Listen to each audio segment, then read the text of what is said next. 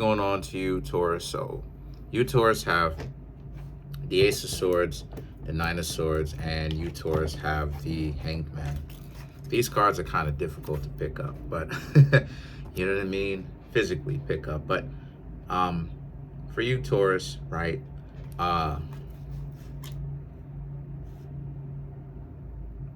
Okay.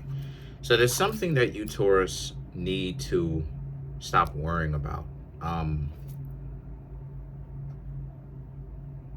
A lot of you, Taurus, are a little bit too worried about when you're going to get married. Just love questions, right? If people love you, stuff like this. Because the Ace of Swords represents your mind needs to get sharper. You're way too preoccupied with if people love you or if they don't. Yeah, they love you.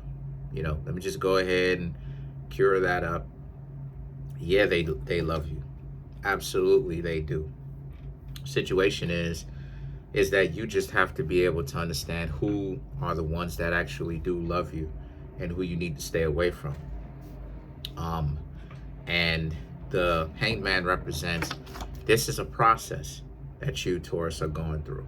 This is not something that's going to cure itself all in one day. It's a real process for you to understand that ultimately, you know, what you've got going on is love yourself. First, you have to figure out how to ultimately love yourself, because a lot of you, Taurus, even though you're very attractive, you still see yourselves a little bit internally like a monster. And this is something that you, Taurus, have to learn to get over, because this is going to cause some serious problems for you if you were to ever try to find yourself going out and trying to get to know somebody else. You, Taurus, will be in a lot of trouble because your own internal self-image, you think of yourself as being ugly, and you're not, right? For ugly, maybe not ugly, but whatever issue you may have emotionally, internally, you think of yourself as being that. So the thing is that the Six of Wands now and the Hermit right here are really about how you need to understand that even if some people don't like you, that doesn't mean that every single person is going to dislike you or have some sort of anger towards you. That's not how things are. There will be people who rock with you and there'll be people who don't. The best thing for you to do is to just be okay with that and not worry so much about the individuals that are causing you emotional chaos by constantly trying to run game on you and to constantly get you to start doubting yourself. Because those people, all they can do is ultimately try to run game, when the truth is, the Hermit, their life is probably not as good as they tried to make it seem. They're trash. That's the reason why they spend so much time trying to make your life trash anyway, right? So this is much so memories of you, Taurus.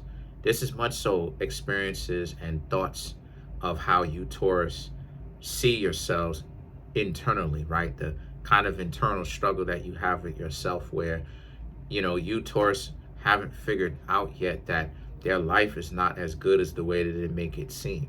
And then, you know, some of you, Taurus, are probably asking yourself, well, if that's the case, how come this person has so many friends? They don't. If you, Taurus, ever really sit back, right? This is what the Wheel of Fortune is. If you, Taurus, ever really sit back and pay attention, they don't really have as much friends as they try to make it seem like they do. Not really. The reason why is because if they have so many friends, why is it that those people, they can't seem to actually be able to get along with one another, right?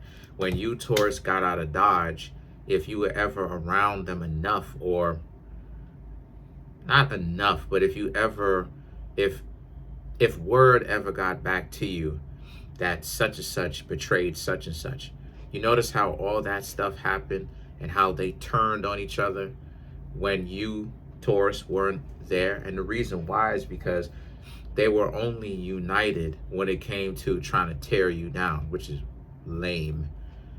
it's a lot of that is a lot of dedication and work for stupid things. But regardless of the who to what, they were only united, right? Those friends that betrayed you, that circle that betrayed you, I don't know, maybe the person brought you in to their circle of friends, and then when the two of you broke up, they started tearing you down to those circle of friends, you know, or maybe your family members took the side of said person, right, that would tear you down and disempower you and try to get you, Taurus, to feel like garbage. But regardless of whatever happened, right, this speaks to how at the end of the day, the Ace of Pentacles, you're the one that's bringing in the value. And then the Ace of Cups, Ace of Pentacles and the Ace of Cups, you deserve to be with someone that the two of you exchange value. You give them value, they give you value. You show them love, you show them love, they show you love. It's a give and a take, and they give and take. And sooner or later, the two of you lose count of what you got and what you gave, because at the end of the day, that's what a real relationship looks like. It's not about counting, right? It's not about an exorbitant amount of counting. Well, I did this and this is what you need to do for me and you owe me. And anyway, so the Hierophant, which is Taurus at the end of the day, the Hierophant right here represents, you know, when you, it's saying that you need to take time, and that this is not something, like I said before, that's going to happen immediately where you develop that stronger mindset. This is very much so something where, you know, you, Taurus, will really have to be in a situation where, you know, if you don't learn how to, if you, Taurus, don't learn how to legitimately, you know, really understand that you are valuable and that you do matter, you do count, right? Then you're going to find yourself trying to be around dysfunctional people, which is not where it is that you, Taurus, I would suggest you hang out with. But for you, Taurus, who can actually get over the hill of that thought that you're unimportant, if you and I know it's a mind, it's mind boggling, but, and I get it, but if you can get over that, then you will see how close you are to your own value. That if you weren't valuable, if you didn't have a lot of value as a person, people wouldn't be so disrespectful to you. That those individuals from the past sequentially, meaning the people that you have met, right, they were a stepping stone for you to make yourself better overall. You know, it's like the movie The Shallows with Blake Lively. And Blake Lively is essentially battling against the shark she didn't know was in the water, right?